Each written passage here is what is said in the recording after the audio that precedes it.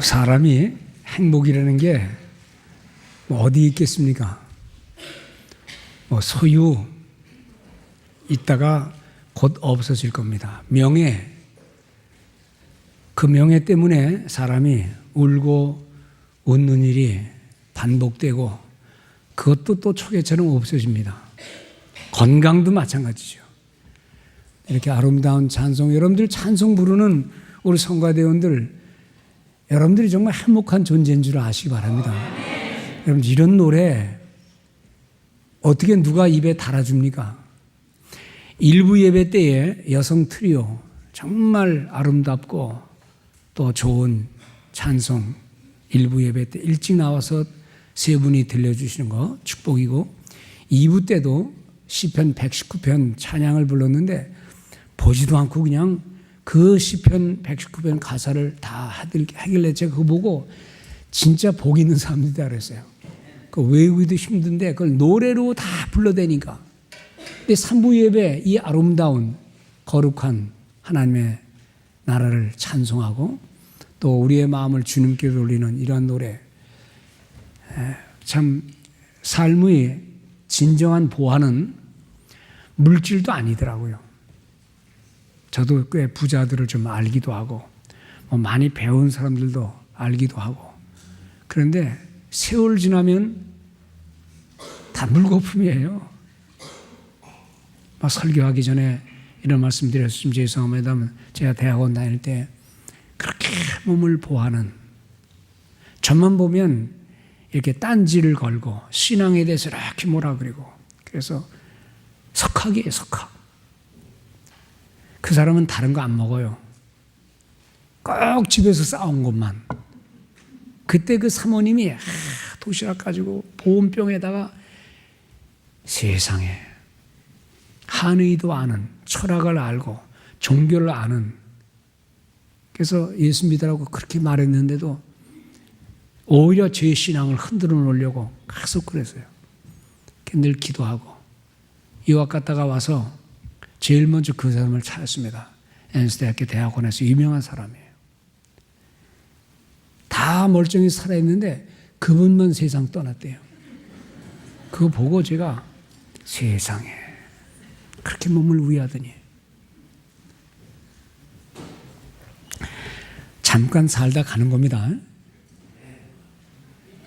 제가 새벽기도도 그 얘기지만 꿈은 깨봐야 꿈이로구나 그러지, 꿈속에서는 몰라요. 이 세상 살면서는 물질과 재물과 명예와 세상에 휩싸여 살기 때문에 이 삶이 뭔지는 죽어봐야 알아요. 근데 사람들은 죽으면 끝이라고 그래요. 우리는 아니라고 그래요. 죽어봐야 우리가 살아온 세상을 보게 되는 거다. 이런 믿음을 가지고 사는 성도들 되시기 바랍니다. 시편 122편은 얼마 전 우리 새벽기도 시간에 120편부터 성전에 올라가는 노래라고 해서 주님 앞에 우리 예배하는 모든 성도들은 이런 마음을 가져야 합니다 하고 새벽 시간에 잠깐 말씀한 거예요.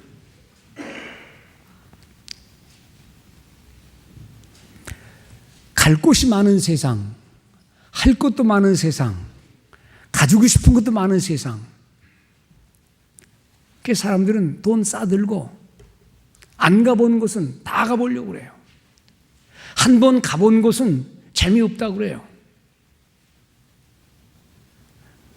늘상 하는 일을 우리는 별로 아주 소중하게 생각하지 않습니다. 매일 보는 사람, 매일 보니까 가치도 몰라요. 자녀들이 엄마 아빠 매일 보니까 엄마 아빠가 얼마나 소중한지 몰라요. 오랜만에 만난 사람이 돈 몇 푼 쥐어주면 그 아저씨 최고라고 그래요. 오늘 우리가 하고 싶은 건 많고 가고 싶은 건 많지만 가장 근본이 되는, 다른 곳으로 가서는 안 되는, 마음이 그리로 가야 되고 육신도 그렇게 그리로 가야 되고 거기서 인생의 모든 가장 소중한 것을 쏟아붓는 그런 시간들 뭐겠어요? 사람들은 가장 근본인 거 있죠. 근본인 거. 먹고 살기 힘들었던 옛날 농경 사회에서는 먹지 않으면 죽으니까 먹는 거 뭐예요? 농사예요.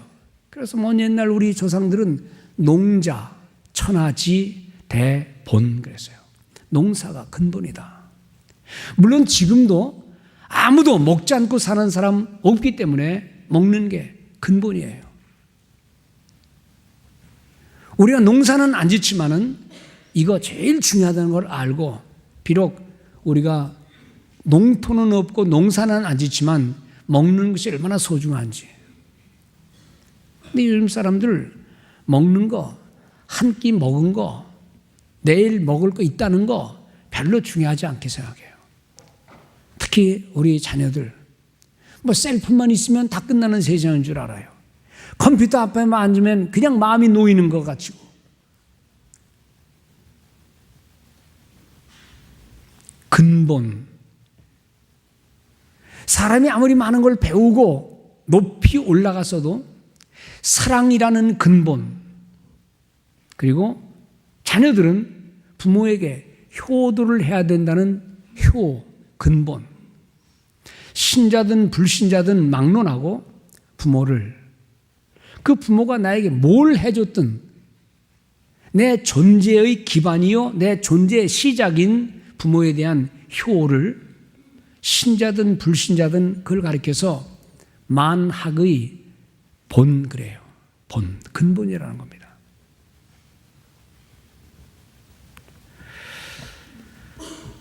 하나님이 우리를 참 아주 재미있게 지으셨어요. 해서는 안 될 것, 그리고 해서 좋은 것. 가서는 안 될 곳, 그리고 늘 가야 될 곳. 뭐를 좋아해야 할지, 그리고 어떤 것은 좋아하지 말아야 할지를 인생의 복을 위해서 이 하나님 말씀을 통하여 가르쳐 주셨어요. 여러분들 오늘도 교회 오실 때 차를 타고 오신 분들은 신호등 잘 지켰을 거예요. 때로는 빨간불이 있습니다. 무시하고 건너면 안 됩니다. 파란불이 있습니다. 가야지. 안 가면 뒤에서 컴플레인하고 나중에 사고가 나요. 노란불에는 우리가 알아서 빨리 판단을 해야 돼요. 어느 장소에 가는 것도 그런데 인생이라는 큰 이 가장 소중한 길을 가는 데 있어서 어떤 것이 가야 될 길이고 뭐가 근본이냐 하는 걸 성경은 우리에게 말씀해 주고 있어요. 예수 믿는다고 안 늙고, 예수 믿는다고 갑부되고, 예수 믿는다고 영생하는 거 아니에요. 다 똑같은 이 세상의 일을 당하면서 이 세상에서 우리 예수 믿는 사람들이 갖는 가장 소중한 본이 되는 것.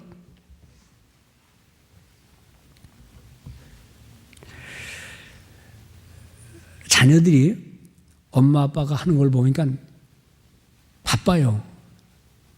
그런데 바쁘다고 늘 그러면서도 신문은 보시고 텔레비도 보시고 인터넷도 하시고 친구들도 만나고, 그런데 자녀와 대화하는 시간이 없으면 자녀들은 이렇게 컴플레인할 겁니다. 엄마, 아빠, 나하고 얘기하는 게 신문 보는 것보다 덜 중요해?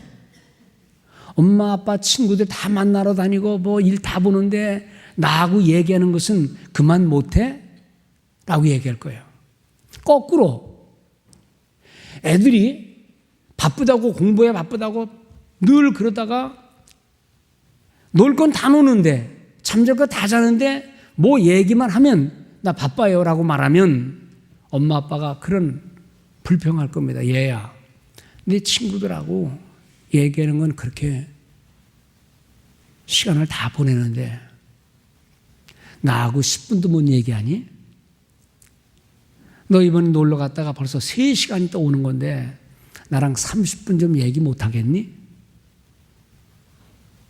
사실 우리는 가장 소중한 것이 무엇인지, 또 소중하지 않은 게 뭔지를 구분하며 살아야 합니다. 내 깐에는 소중한 것이라고 생각하지만 자녀가 볼 때는 아니에요. 아이들은 이것 제일 중요한 거다라고 그렇게 하지만 엄마 아빠가 볼 때는 그건 아무것도 아니에요. 유럽의 어느 신문에서 공모를 했답니다. 정확한 위치는 모르지만 영국인가에서부터 이태리까지 가는 길이 있는데 제일 빨리 가려면 어떻게 가면 되느냐. 바다에도 터널이 있잖아요. 비행기가 있잖아요. 근데 비행기는 가면은 몇 시간 기다려야 되고 연착이 되고 또 열차가 있잖아요. 마음대로 속도 제한 없이 달리는 길도 있잖아요. 어떤 게 제일 빨리 가는 길이냐. 공모를 했는데 1등 당선된 대답이 있어요. 그건 뭐냐 그러면 이거 그냥 알려주면 안 되는데 밥 한 끼 사 먹으면서 정답은 사랑하는 사람과 함께 가는 거. 아니 사랑하는 사람과 10시간 가면 어떻습니까? 지루한 사람은요, 배기 싫은 사람은 1시간 가도 그건 지겨운 거예요. 그러니까 시간이라는 것은 항상 물리적인 시간만 있는 게 아니라 심리적인 시간이 있다 이 말이에요. 심리적인 시간. 좋아하는 사람, 재미있는 사람과 밤을 새워도 시간이 모자라는데 말도 없이 뚝뚝거리고 뭐 말 한마디만 하면 불평하는 사람하고는요 10분도 같이 있기 싫어요. 너무 길어요. 믿음 있는 사람은 왜 이렇게 주일에 안 와? 믿음 없는 사람은 매너합니다. 아니 또 주일이야? 설교를 시간 했는데 어떤 사람은 목사님 좀 짧게 좀 해주세요. 어떤 사람은 아니 벌써 설교 끝났어? 모든 만사가 그렇습니다. 가장 소중한 것을 알고 믿고 따르면 신앙을 중심으로 집을 구하고 자녀의 교육이 중요하다고 생각하는 사람은 학교를 중심으로 집을 구하고 사업을 중시 여기는 사람은 얼른 일어나서 얼른 사업처에 갈 곳을 집으로 삼고 관심에 따라 삶은 다양한 거예요. 오늘 이 아침에 모인 우리 성도님들 삶의 많은 문제들은요 객관적으로 이게 옳다 그르다도 없어요. 객관적으로 이게 중요하다 중요하지 않다고 생각하는 사람은 없어요. 시골 촌부들은 재미있게 농사를 짓고 그죠? 아무것도 배운 거 없어도 저 정치인들이 떠들고 내가 대통령이다 너는 안 된다 떠드는 거 보고 웃긴다 그래요. 근데 그 사람들은 그거 가지고 목숨을 걸어요. 그러다 죽는 사람도 있어요. 삶의 모든 문제는 가만히 보면 관심의 문제예요. 어디에 관심을 두느냐에 따라 무엇을 소중히 여기느냐에 따라 어떤 것은 똥처럼 여기고 어떤 것은 황금처럼 여겨요. 자식이 효를 하면 부모 외에는 보이는 게 없어요. 그래서 효도를 합니다. 목숨을 다해서 효도를 합니다. 마음에 믿음이 있으면 하나님이 내 인생의 주인이 되세요. 하나님 위하여 산다고 고백을 해요. 삶의 이 천차만별 속에서 여러분들의 최고의 관심. 근데 사실은 내가 만들어 놓은 나와의 관계된 모든 것들은요, 사실 소중하기도 하고 또 필요한 것이지만 한계가 있어요. 여러분들, 인간관계, 요즘 소통이라는 말 얼마나 중요합니까? 고독을 즐기는 사람도 잠깐 동안 고독을 즐겨야지 태어나서부터 죽을 때까지 고독 느끼는 사람은 그건 환자예요. 나는 사색이 좋다. 나는 혼자 있는 게 좋다. 사람의 치니까 그런 시간을 잠깐 갖는 건 좋지만 사람을 떠나서 우리는 살 수 없잖아요. 그런 걸 가르쳐서 우리는 수평적인 인간관계 그럽니다. 수평적인 인간관계. 내가 있고 네가 있고 내가 있고 우리가 있고, 그래서 우리는 그 속에 사는 거예요. 이거를 피할 사람은 아무도 없어요. 이 수평적인 관계 속에서 우리는 삶을 사는데 재미없는 수평적인 삶도 있어요. 돈 주고받는 갯돈 관계하는 사람, 사업하는 사람, 사업 찌그러지면 살인까지 나더라고요. 어떤 때는요, 너희들 없으면 난 못 살아라고 부모 자식 간의 관계도 어떤 때는 그것도 깨지더라고요. 당신 없으면 죽는다, 나도 죽을 거야 라고 말하지만 죽어도 멀쩡히 사는 게 우리 인간이에요. 그런 말에 속지 마세요. 아름다운 관계이긴 하지만 돈 때문에 만들어진 관계, 상하 계급으로 만들어진 관계, 사람과 사람끼리 만들어진 관계는 언젠가 내가 아무리 사랑해도 사랑하는 사람은 세상을 떠나고요. 아무리 내가 자식을 사랑하고 부모를 사랑했는데도 언젠가는 떠나는 거예요. 이런 수평적인 관계가 인생의 전부는 아니에요. 인생을 아름답게 만드는 것, 너와 나의 관계를 아주 아름답게 만드는 것은 나와 하나님과의 관계, 이거를 우리는 수직적인 관계라고 그래요.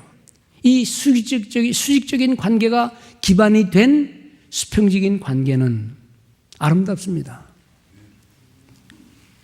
그런데 이 수직적인 관계 없이 만들어진 내가 만든 수평의 관계는 많이 흔들릴 때가 있어요. 오늘 이 본문 보면은요, 이렇게 시작해요. 사람들이 내게 와서 말하기를 여호와의 집에 올라가자라고 말할 때에 내가 너무너무 기뻤다. 여호와의 집에 올라가자라고 누가 말하느냐? 그건 여기 성경에 안 나와요.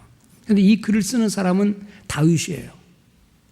다윗이 왜 이런 말을 들었어야 될까? 여호와의 집에 올라가세요라는 말을 누가 감히 다윗에게 했을까?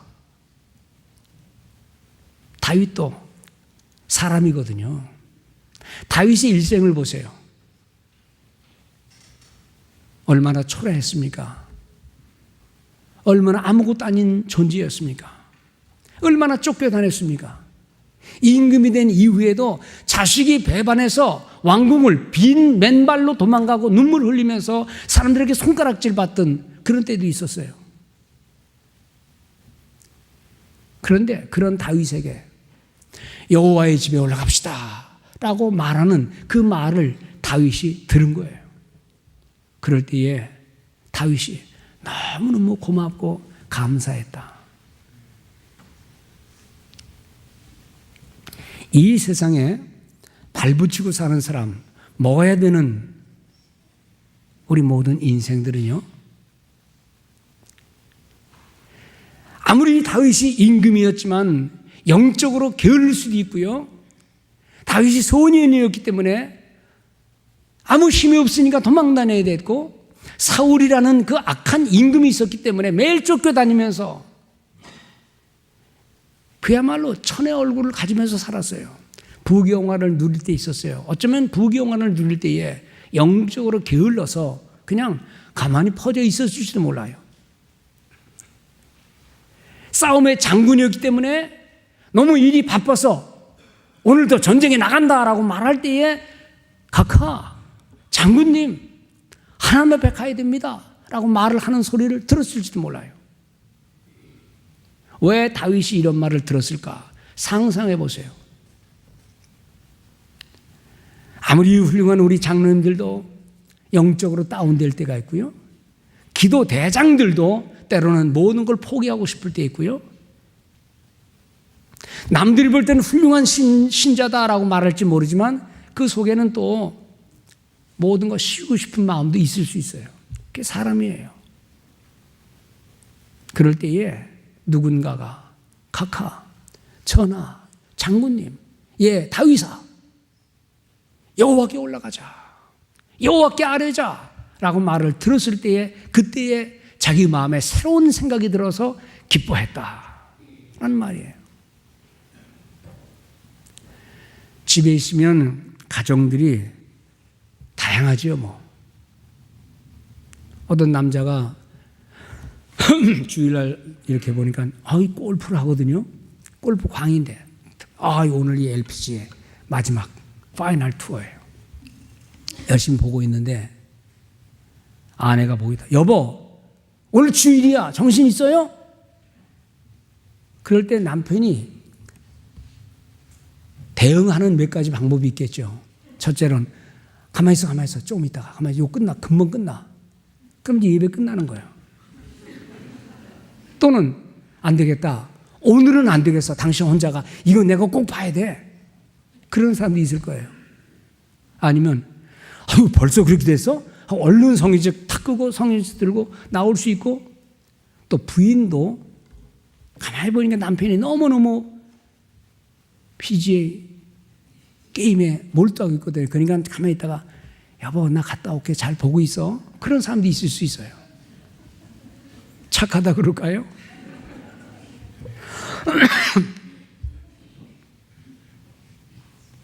엄마 아빠들이 장로님인데 집사님인데 또는 권사님인데 지금 주일인지도 모르고 열심히 뭘 볼 때 엄마 아빠 교회 안 가?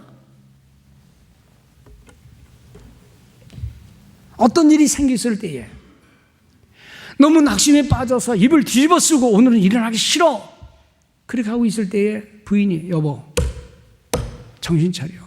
이럴 때 교회 가서 기도해야지. 이럴 때 하나님을 의지해야지 라고 말하는 부인이 있을 수 있고, 아니면 모르겠다 나도 모르겠다 하고 그냥 둘이 뒤처질 수도 있어요. 이게 우리의 삶이에요. 근데 오늘 다윗이 성전에 올라가면서 하는 고백이, 내가 어떤 형편이 있는지는 모르지만 나에게 누군가가 와서 여호와의 전에 올라갑시다 라고 말할 때에 그때에 내 마음이 기쁨을 얻었다.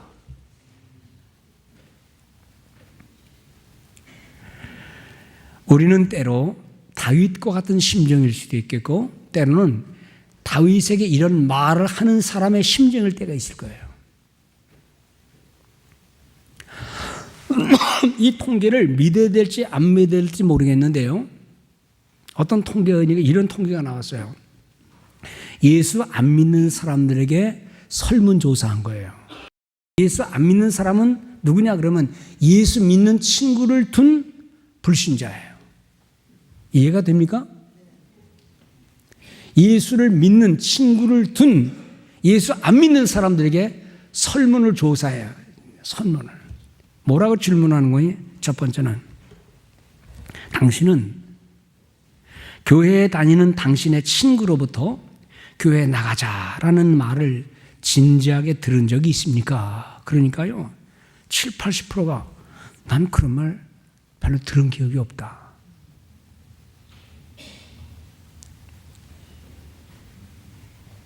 두 번째는 당신은 교회에 다니는 당신의 친구로부터 죽음과 죽음 이후의 세계에 대하여 진지한 대화를 나눈 적이 있습니까? 그것도 역시 거의 기억이 없다.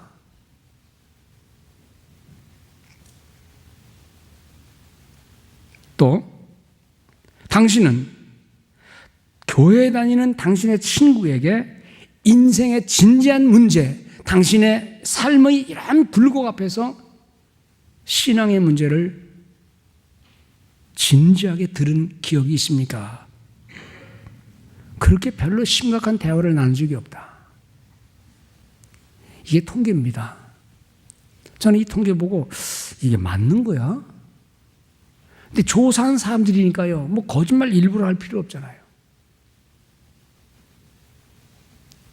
다윗이 낙심에 빠졌을 때에 모든 거 다 놓고 싶을 때에, 아니 사업하는 사람이 사업 잘 된다고 저 사람은 태어나면서부터 사업가로 태어난 사람이다. 그런 사람 없어요. 먹고 살다 보니까 그냥 잘 되니까 남한테 사업가라는 소리 듣는 거예요. 훌륭한 대학에 다니는 우리 자녀가 있다. 쟤는 아주 처음부터 쟤는 천재야. 공부하는 걸 너무 좋아해. 애들 피곤하게 그렇게 하지 마세요. 얘들도 놀고 싶고 쉬고 싶고 아무것도 안 하고 싶을 때가 많아요. 근데 그렇게 하다가는 금방 처져요. 삶의 많은 굴곡 속에서 우리는 우리가 사랑하는 그 누구에게, 친하다는 그 누구에게, 정말 사랑한다는 그 누구에게 늘 이렇게 말할 수는 없지만 살다 보면 다 굴곡이 있을 수 있어요. 그럴 때에 신앙이라는 문제, 예수라는 문제, 천국이라는 문제, 기도해야 될 필요성을 우리는 그들에게 말하고 있느냐.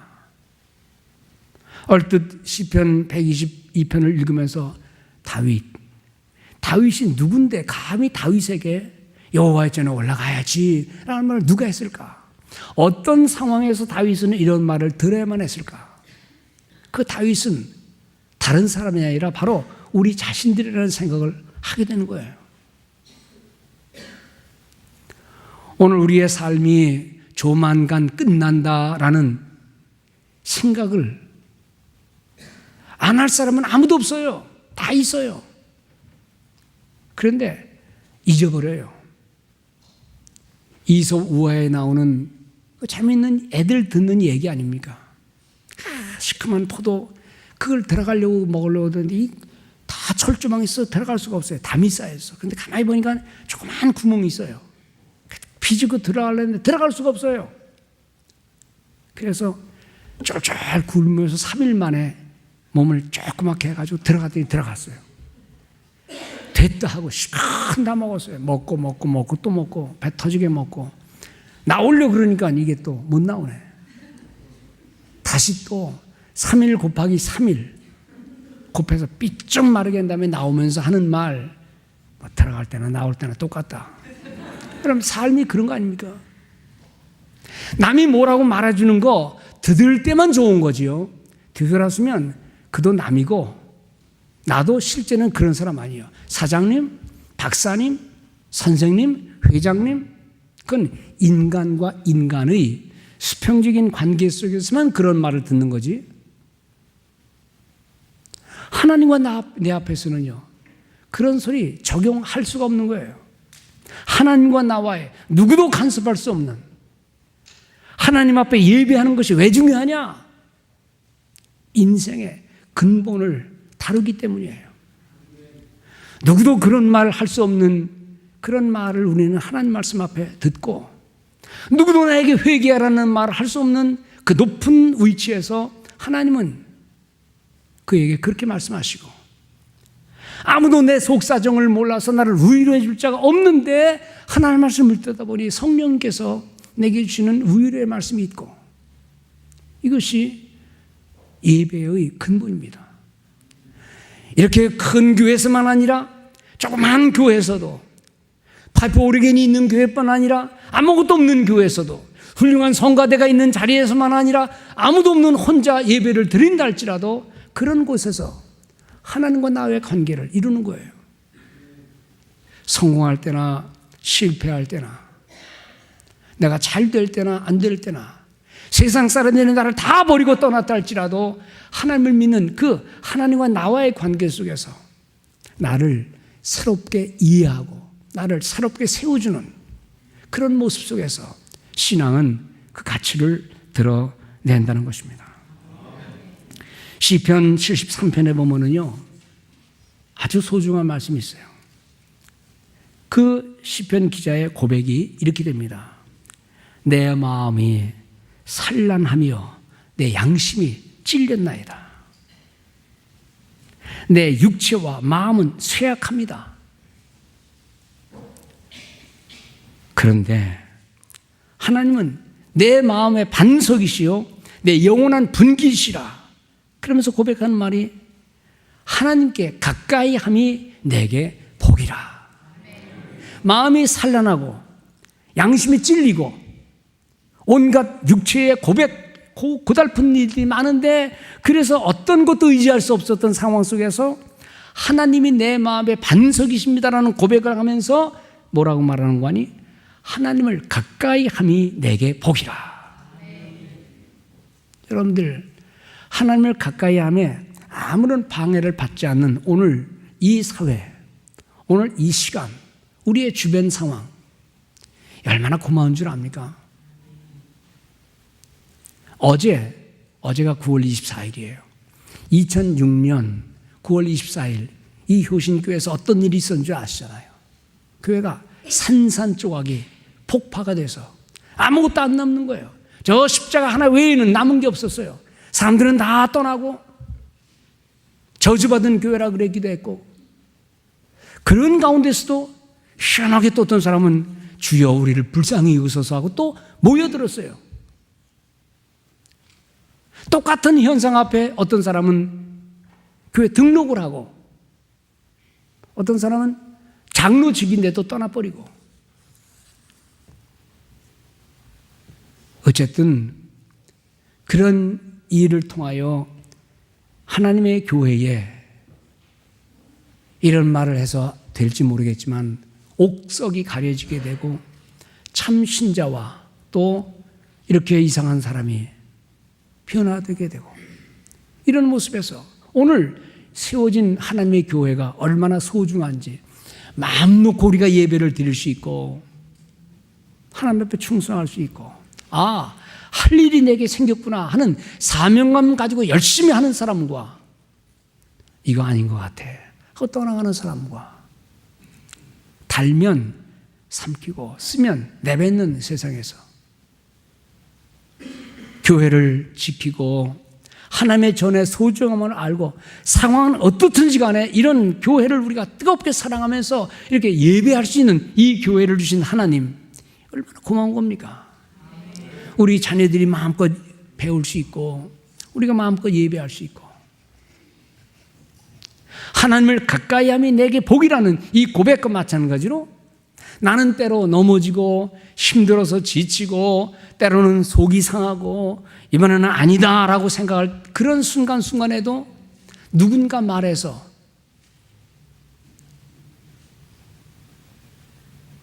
여호와의 전에 올라갑시다 하는 그 말을 기쁨으로 듣는 이런 복 있는 귀, 또 누군가가 낙심하고 절망할 때에 찾아가서 이럴 때 기도해야지요, 꼭 나오세요, 교회 나오세요, 말씀을 들으세요, 기도하세요 라는 이런 말을 하는 복된 입술, 이 아름다운 귀, 아름다운 입 가진 우리 성도님들 되시기를 주님의 이름으로 축원드립니다. 인생이 다양한 것으로 해석이 되지만 우리는 한 가지 있습니다. 그건 뭔가 하니 인간은 하나님의 형상으로 지음받았다는 거예요. 인간이 하나님의 형상으로 지음받았다. 그렇기 때문에 하나님을 가까이 하기 전까지는, 하나님과 교류하기 전까지는, 하나님이 내 죄를 용서하기 전까지는, 그리스도의 십자가의 은혜를 깨닫기 전까지는 아무리 많은 걸 가져도 뭔가 찜찜하다 그러면은요, 그건 구원받은 사람이에요. 그런데 세상에 취해서 아무런 의식, 영적인 의식, 영적인 배고픔, 기도의 필요성도 아무것도 느끼지 않는다면 그런 사람은 내가 구원받았는지 아닌지를 점검해 보세요.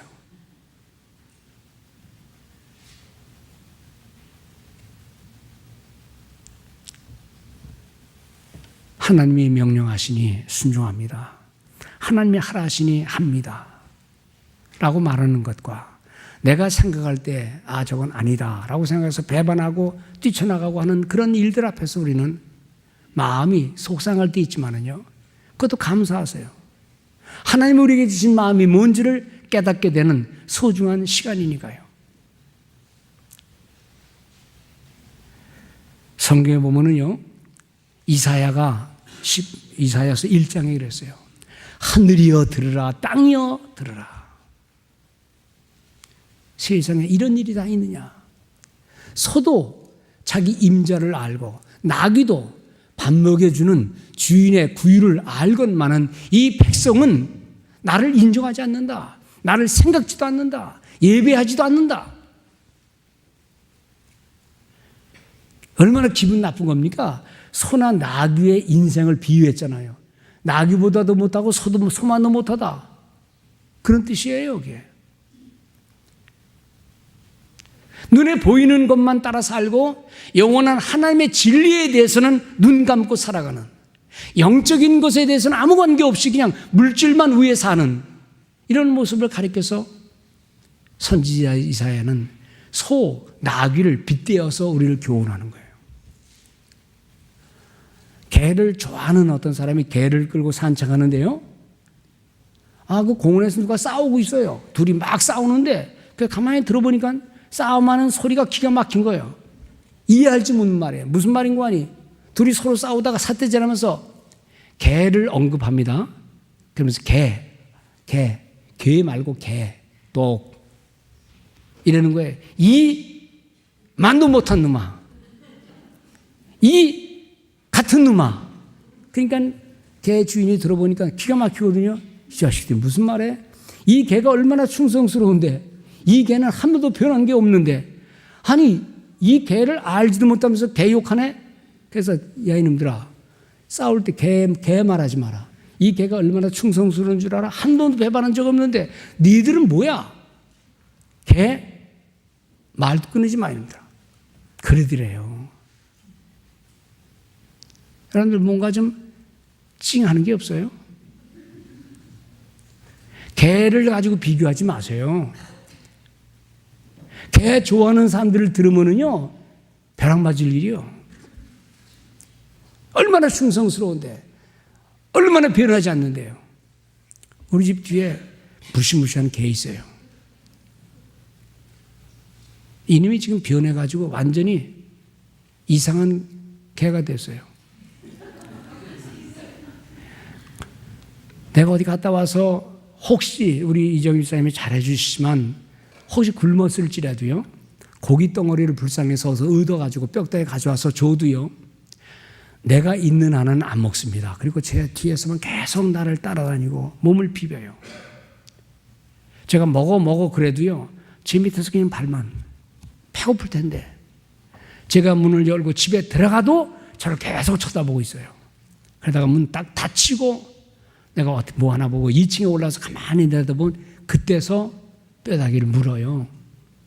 그러니 이게 얼마나 똑똑한 놈입니까? 아니 똑똑한 건 둘째치고 얼마나 충성스럽습니까? 사람이 이래요?